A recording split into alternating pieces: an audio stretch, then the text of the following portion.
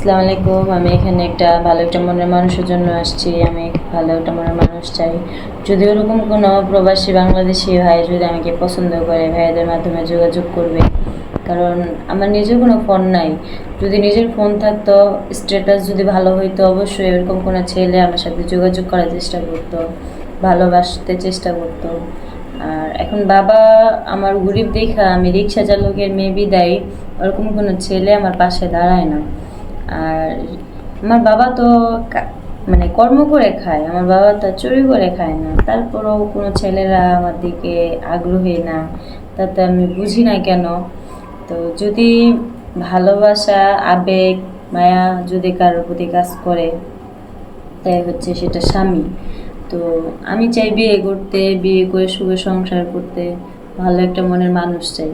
যদি ওরকম কোনো ভাই যদি আমাকে বিয়ে করতে চায়, আমাকে নিয়ে সুখে সংসার করতে চায়, ভাইয়াদের সাথে যোগাযোগ করবে। কারণ আমার বাবা অ্যাক্সিডেন্টের পরে আমাদের অবস্থা অনেক খারাপ। তো যাই হোক, সামনে ঈদ আসছে, কিন্তু ঈদের কোনো আনন্দ আমাদের ভিতরে নাই। কারণ যাদের ফ্যামিলি ভালো থাকে, বাবা মা সুস্থ থাকে, মনের আনন্দ এভাবে আসে।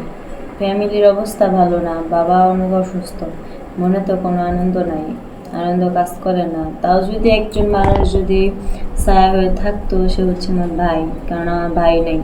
এখন আমি চাই ভাই নাই সেটা আমি পূরণ করতে চাই আমার স্বামীকে দিয়ে। কারণ আমি বন্ধু হিসাবে হোক, হাজব্যান্ড হিসাবে হোক, ভালোবাসার মানুষ হিসাবে হোক, আমি তাকে আমার পাশে চাই।